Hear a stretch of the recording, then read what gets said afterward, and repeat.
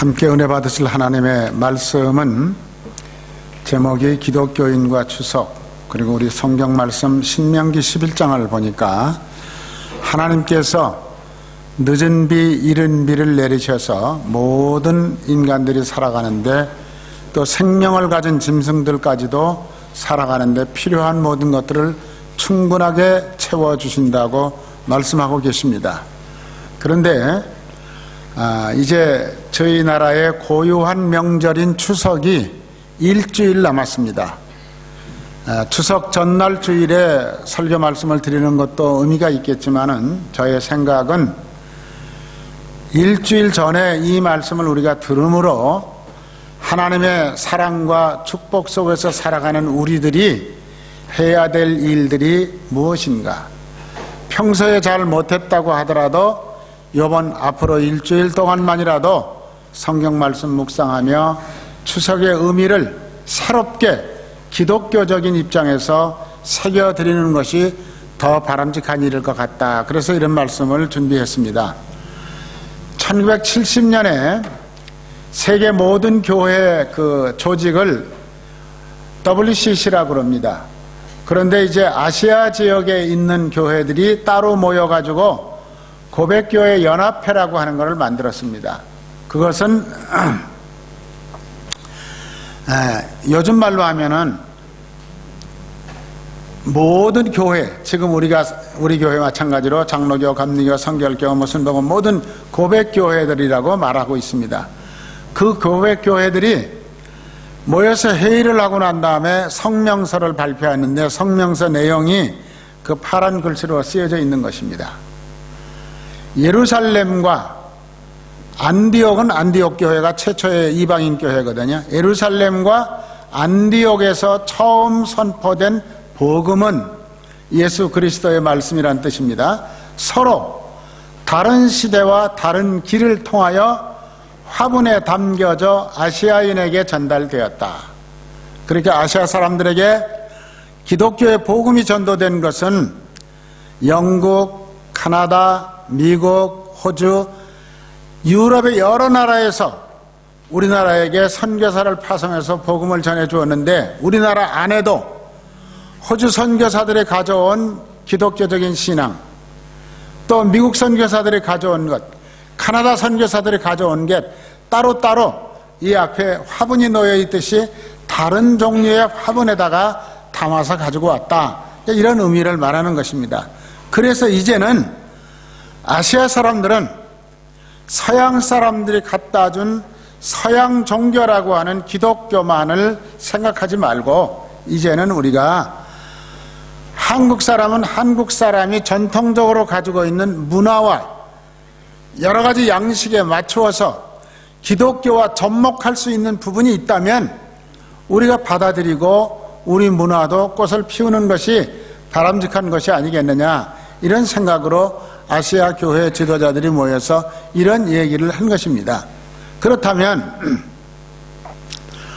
그 성명서가 발표되고 난 다음에 한국교회 목사님들이 내놓은 제목은 기독교의 토착화 운동이다, 이런 말을 썼습니다. 기독교의 토착화 운동이다.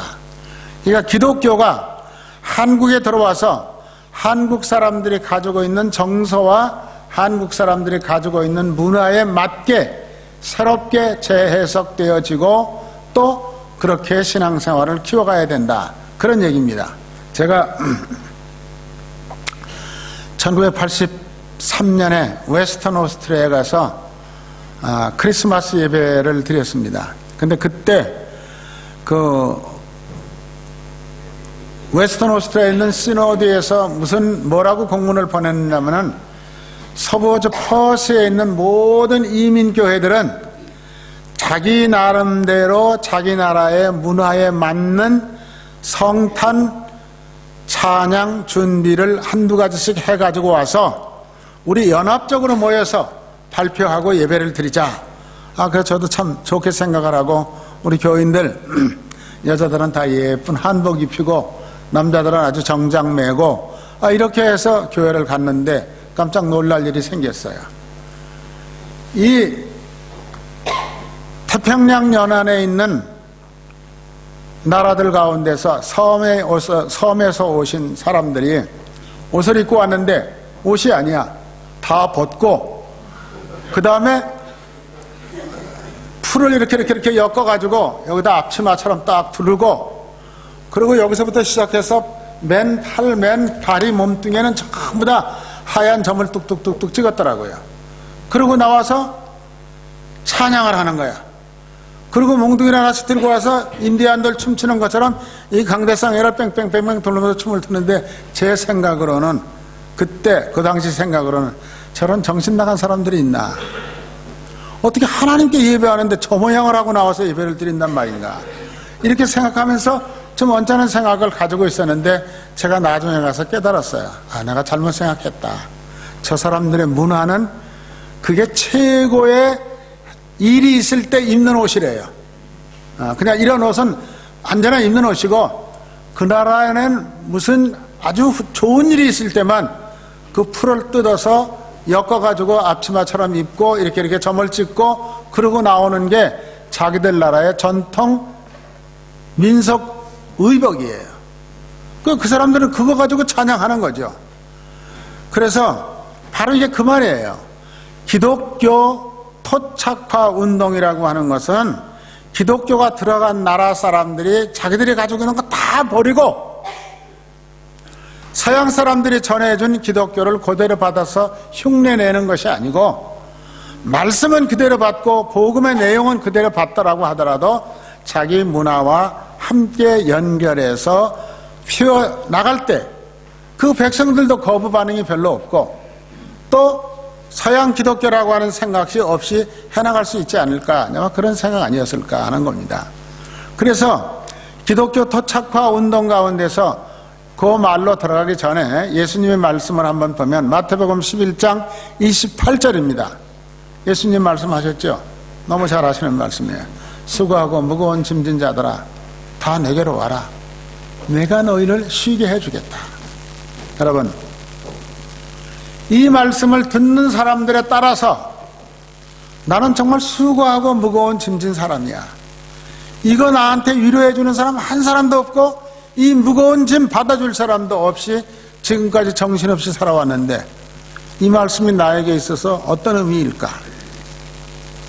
말씀을 받아들이는 사람들이 살고 있는 주소, 현장, 생활, 삶의 고통 다 자기중심적으로 이 말씀을 받아들일 수 있지요.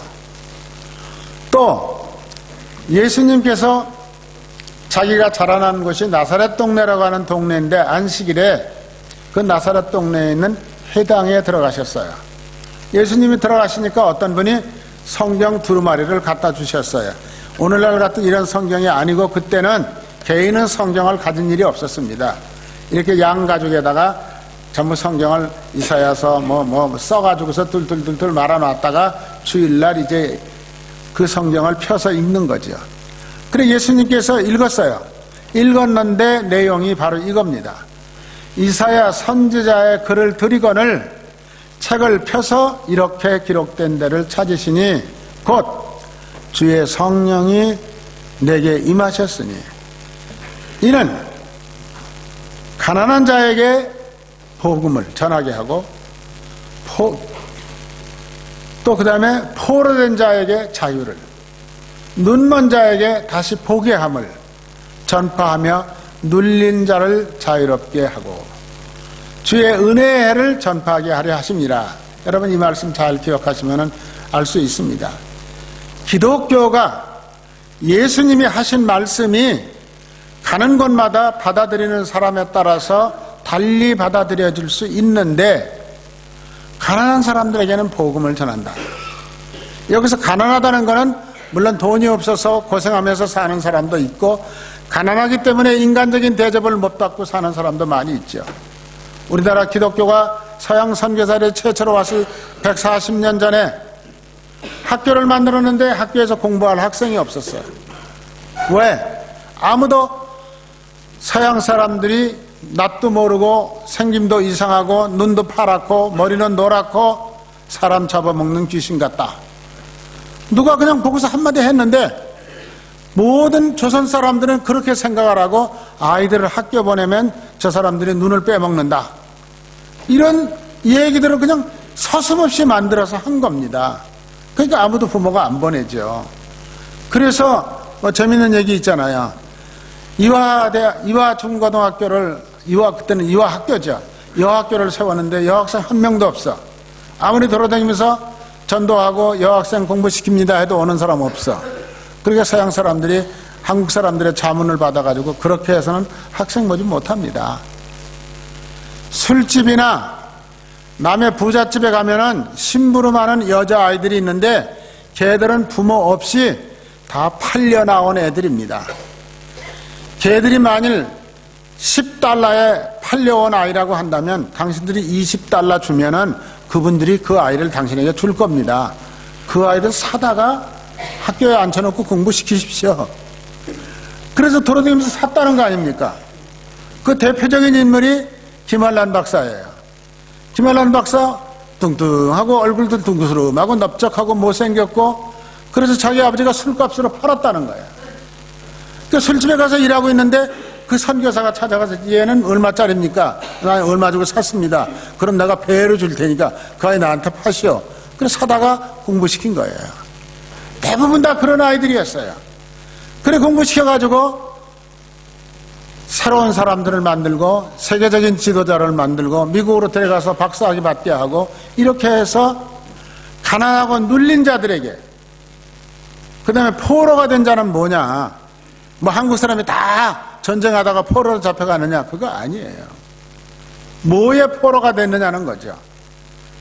미신의 포로가 된 사람들, 엉뚱한 큰 동네 가운데 나무가 하나 있는데 그 나무에 포로가 된 사람들, 그 나무에다가 정월 초하루 보름이로 국을 끓여다가 갖다 바치고 절을 하지 않으면 복을 못 받는다고 하는 그 생각에 포로가 된 사람들. 제가 언제 한번 말씀드렸죠? 몽골에 갔더니 전부 다 파란 이렇게 천을 주머니에 넣고 다녀요, 사람들이, 몽골 사람들이. 그래서 왜 그걸 넣고 다니느냐 물어보니까 고개를 넘어갈 때는 큰 나무가 있고 돌이 이렇게 쌓여 있는데 거기다가 파란 끈을 갖다 놓고 절을 하고 가야 귀신이 그 다음에 자기 가는 길을 따라오지 않는데요. 다 그렇게 하는 거야. 지금 갈 길이 먼데 아이고 그날 옷을 갈아입고 오는 바람에 파란 끈 안 가지고 왔어. 그럼 하루 종일 거기 서 있어요. 안 가고. 누군가가 오면 찢어서라도 나가 좀 가야 되는데 아침부터 못 가고 있으니까 좀 나눠 씁시다. 그러니까 찢어가지고라도 거기다 붙들어 매고 그리고 절하고 가야 그 다음 길이 편하다고 생각을 하는 거예요. 이게 뭡니까? 그런 미신 신앙에 붙들린 사람들, 그게 포로된 사람들이에요. 거기서 헤어나지를 못하는 거죠.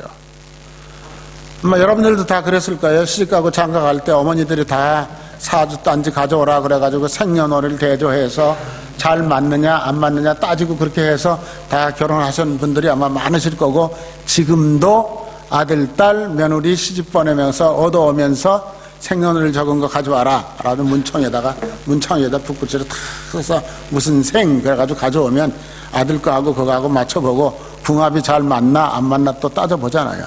또 따질 수 없는 사람들은 그거 따져주는 점쟁이한테 들고 가잖아요. 이렇게 해서 다 그렇게 해야 잘 살 수 있다고 믿은 거죠. 그게 이제 뭡니까? 그런 신앙에, 잘못된 신앙에 매여 사는 사람들이 곧 포로된 사람들입니다. 포로된 사람들.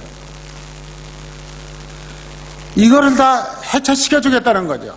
지금 우리 예수 믿는 권사님들 가운데도 그런 분들이 제법 많다는 얘기를 서울의 점쟁이들이 하고 있어요. 다 이렇게 와서 물어보면은 기독교인들이 제법 많이 온대. 그거 물어보라. 이 산은 언제 가면 좋겠습니까? 어느 쪽으로 가는 게 좋겠습니까? 뭐 이런 것도 물어보고, 우리 아들 이렇게 하려고 그러는데 되겠습니까? 그것도 물어보고. 이게 뭐냐면 다 잘못된 논리에 포로로 잡혀 있는 사람들. 예수 믿으면 그거 다 떨쳐버리면 돼요. 그저 장가 들고 시집 가려면 그냥 만나서 이거 하나님이 짝지어 주신 거다, 하나님이 내가 허락하신 사람이다, 그리고 시집 장가 가면 되는 거예요. 그거 뭐 따져보고 할 거 하나도 없어요. 저 같은 사람은 오래전에 결혼했는데 저는 우리 집 사람은 결혼할 때 그런 거 하나도 안 따졌어. 그냥 좋아 그리고 결혼한 거예요. 그리고 지금까지 잘 살잖아요. 그런데 뭐로 그거 따져가지고 애쓸 겁니까? 따지면 좋은 소리도 있고 나쁜 소리도 있어요. 나쁜 소리 들으면 항상 나쁜 것만 생각나. 그러면 스스로 그렇게 되는 거예요. 이런 걸 말하는 겁니다.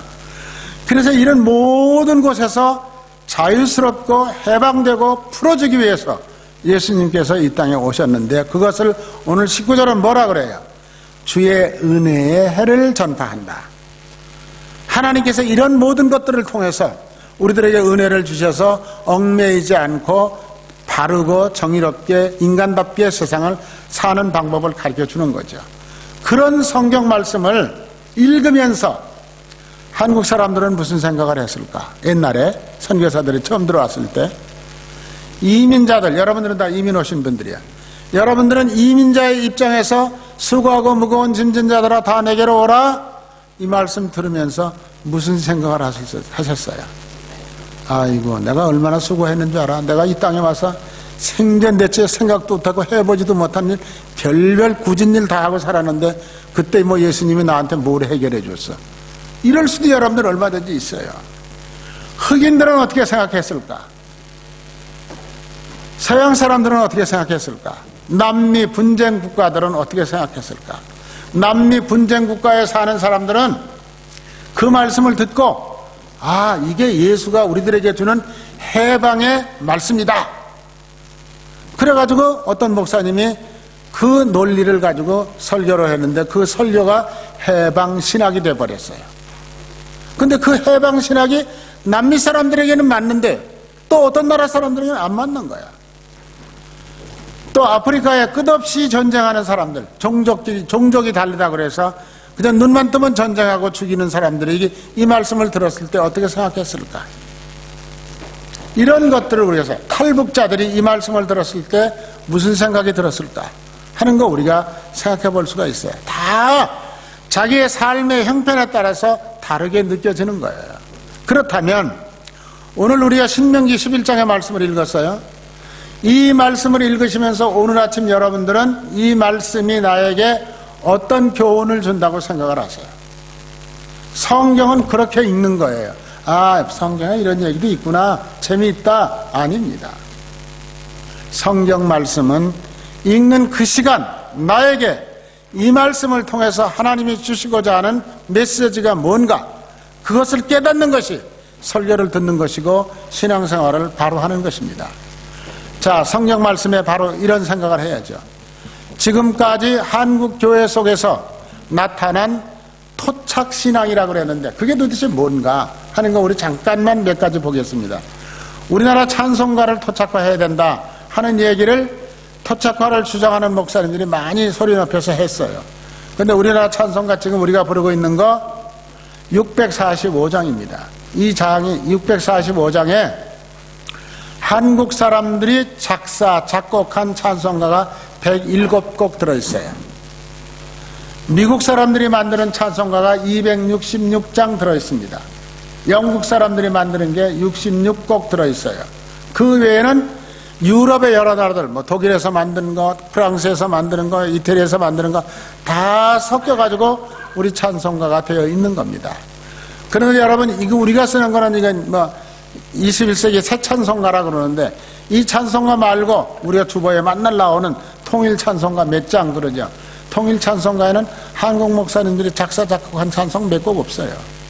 다 서양 사람들이 만든 거예요. 이제 좀 많이 달라지고 있는 거죠.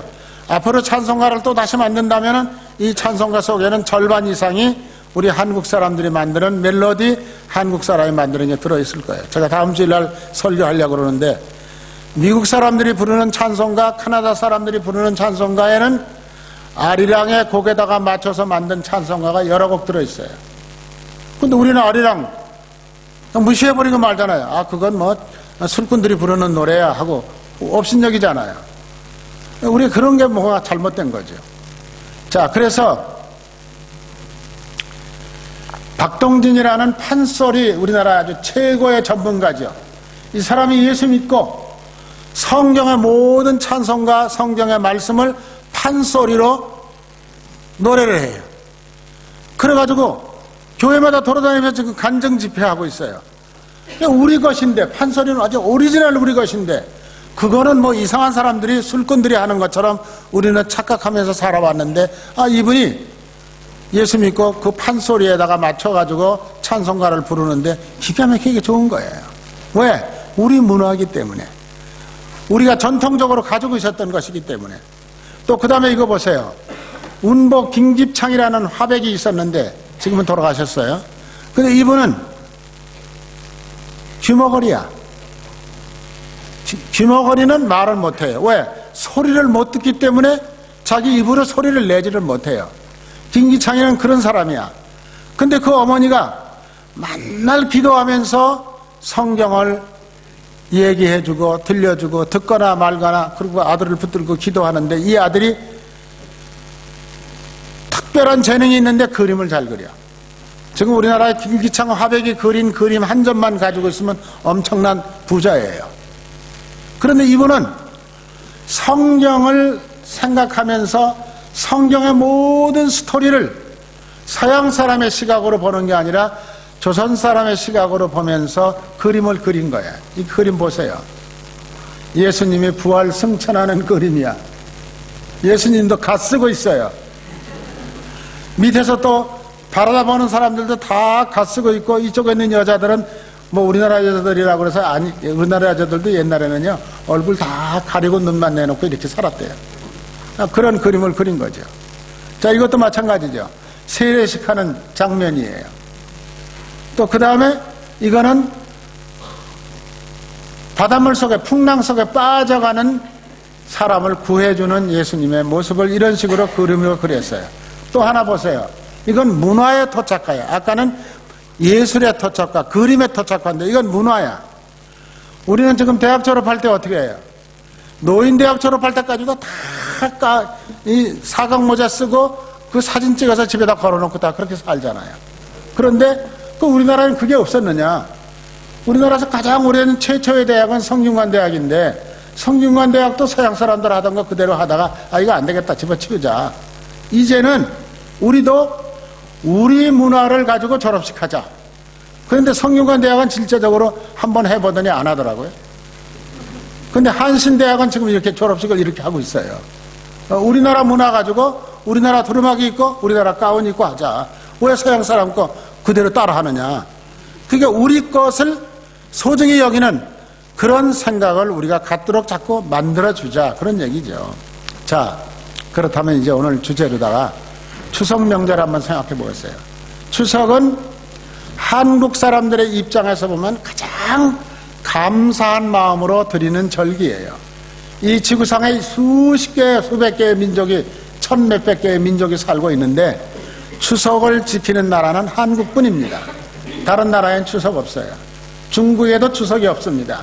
뭐 중국에 가보시면 추석 있는 것 같지만 아니에요. 중국 사람들은 추석 다 그날 일해요. 공휴일이 아니에요. 근데 중국 사람들이 지키는 추석이 있어. 그건 뭐냐? 월병이라고 그러는 떡을 먹어. 그날 아침에는. 우리는 송편을 먹는데, 아마 여러분들 당장 오늘 저녁에라도 이따 가시다가라도 뭐 중국집에 한번 가보세요. 중국 식품점에 월병을 팔아요. 그 추석이 가까우면 새로 나온 곡식, 과일, 열매, 씨 그런 거를 섞어가지고 떡을 만드는 거예요. 그래서 그걸 월병이라고 그래요. 그거밖에는 없어요. 그 외에 어느 나라도 추석을 지키는 나라는 대한민국밖에 없습니다. 그래서 추석이 얼마나 중요한가? 옛날 우리나라 문헌에는 추석을 한가위라고 그랬어요.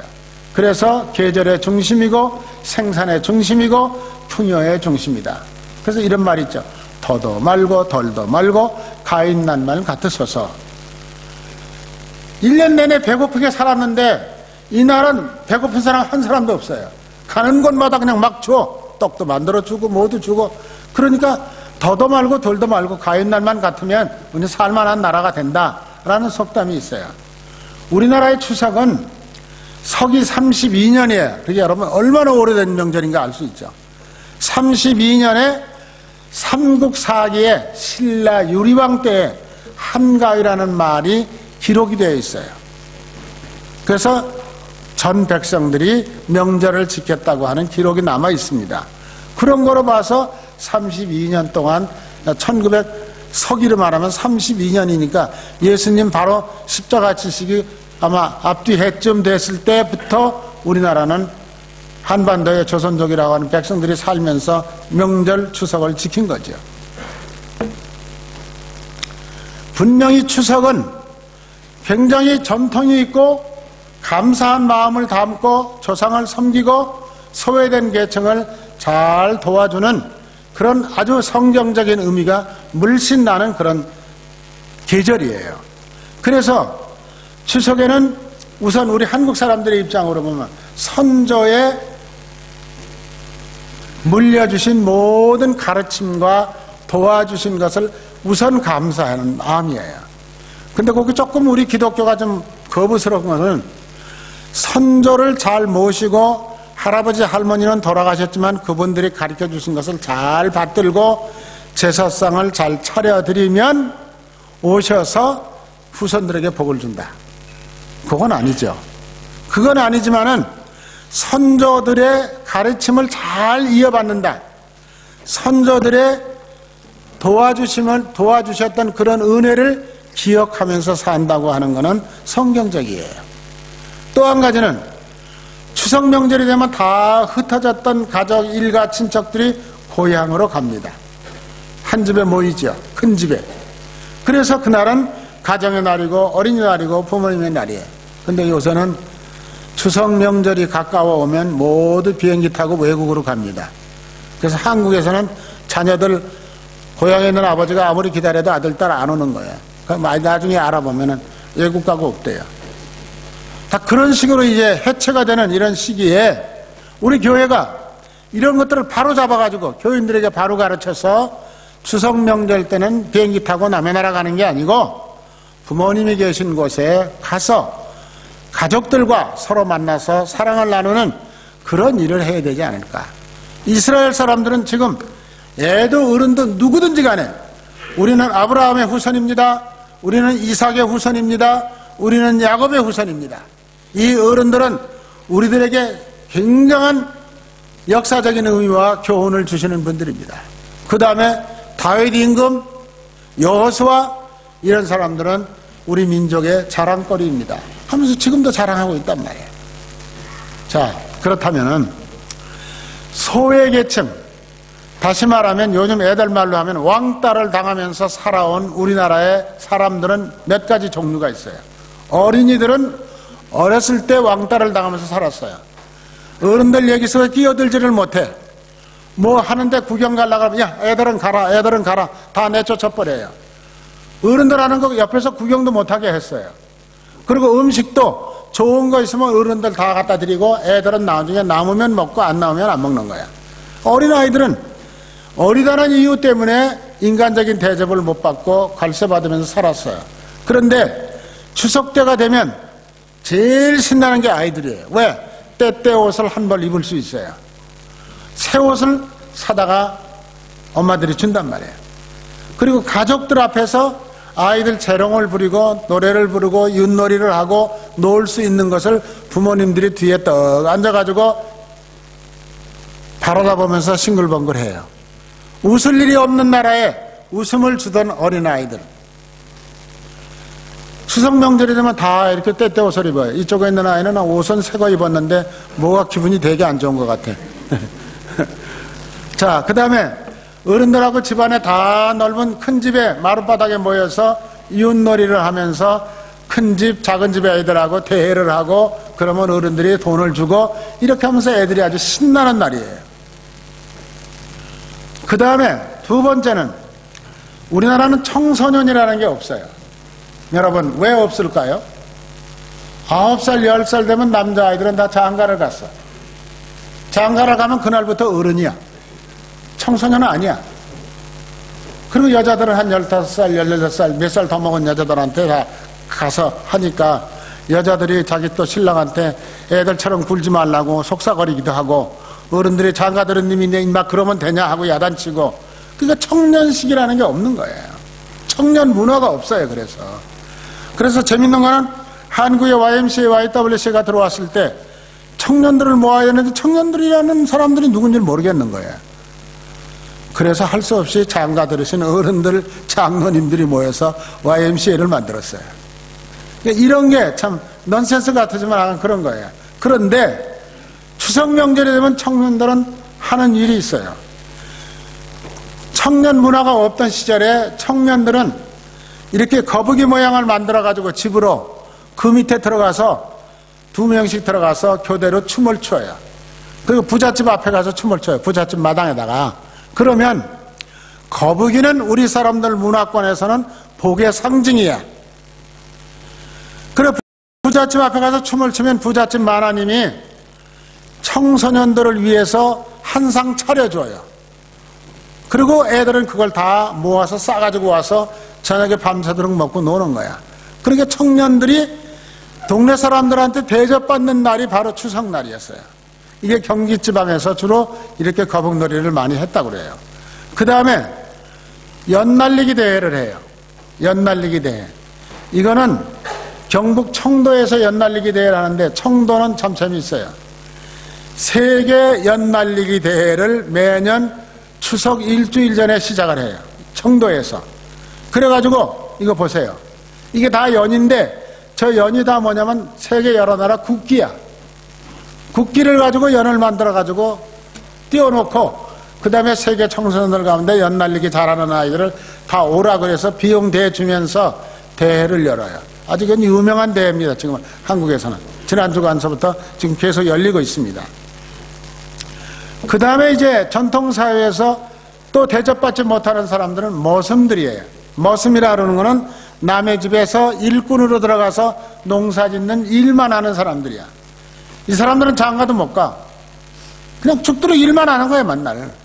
그런데 이 사람들이 날이 있어요. 바로 추석날이에요. 추석날은 이 사람들에게 주인 아주머니가 새 옷을 해 입혀요. 그리고 이 농사 짓는 머슴들은 정말 힘이 세요. 그러니까 이 사람들을 동네 사람들이 모아가지고 씨름대회를 개최하는데 지금은 우리나라 시군별로 이 추석 때 씨름대회를 안 하는 시군이 한 군데도 없대요.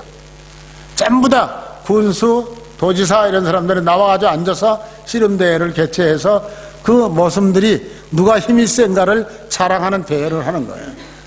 그 다음에 이건 멀어서 잘 안 보이지만은 이게 청도에서 씨름대회 및 소싸움 대회를 해요. 소싸움도 머슴들이 소를 부리잖아요. 근데 그 머슴들이 소를 부리면서 제일 힘센 소를 자꾸 키우는 거야. 잘 먹이고 해서. 그래서 이날 소싸움 대회를 해서 1등한 머슴에게는 소 한 마리를 또 주는 거예요. 그럼 장가 가는 거예요. 그러니까 이런 행사를 하고 있는데 이거 보세요. 이렇게 황소들이 그냥 죽기 아니면 살기로 부딪히면서 싸움을 시키는 거예요. 그래서 여기서 우승하는 소를 가진 사람은 소 한 마리 상금 받고 그 다음에 이제 머슴들은 장가도 못 갔는데 장가 가고 이렇게 해서 살아갈 수 있는 아주 절호의 기회를 주는 거죠. 그러니까 이게 추석이 가지고 있는 참 고유한 그런 의미를 가지고 있는 겁니다. 또 우리나라 사회에서 소외된 계층이 누구냐? 여자들이에요. 우리 여성들 대단히 미안합니다만 그 당시에 태어나지 않은 거 얼마나 감사해요. 그때 태어났으면 학교도 못 다니고요. 바깥에도 마음대로 못 나가고요. 아무것도 여자들에게는 일만 죽도록 시키는 거야. 그래 9살 먹은 아들한테 15살 먹은 처녀를 데려다가 장가들이는 이유는 일꾼 하나 데리고 오기 위해서 했다는 거예요. 그 여자들 데려다가 죽도록 일만 시키는 거죠. 그런데 아까 신라시대 삼국 유리왕 때부터 전국에다가 방을 써붙여가지고 여자들 가운데 길쌈을 제일 잘하는 여자를 시군별로 한 명씩 뽑아가지고 왕궁으로 보내라. 그래서 추석날 아침에 왕이 지켜보는 앞에서 길쌈 대회를 하는 거예요. 야, 여러분, 여자들이 왕궁에 들어가서 왕 앞에서 이럴 대회를 할 수 있는 기회를 줬다는 게 이게 지금도 아마 어려운 일인데 서기 32년부터 했대요. 얼마나 자랑스러워요.